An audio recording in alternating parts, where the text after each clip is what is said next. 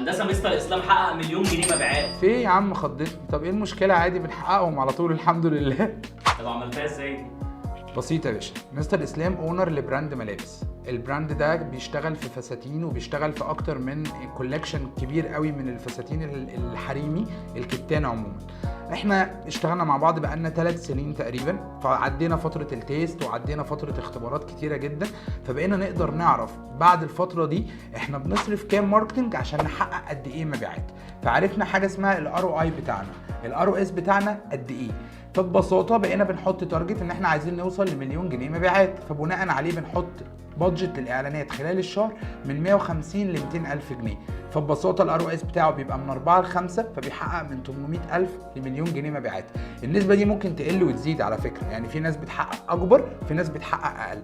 المهم الخطه التسويقيه كلها تتعمل صح، نعدي فتره الاختبار عشان نعرف الار او اس بتاعنا قد ايه، ونعمل الحاجات المهمه زي الانفلونسر كامبين، تصوير البرودكشن، ان احنا نكون عندنا براندنج وايدنتي للبيج بتاعتنا، عدد الفولور، كل الحاجات دي بتفرق. واهم حاجه بنعملها لك هي الاعلانات المموله عشان تحقق المبيعات اللي انت محتاجها.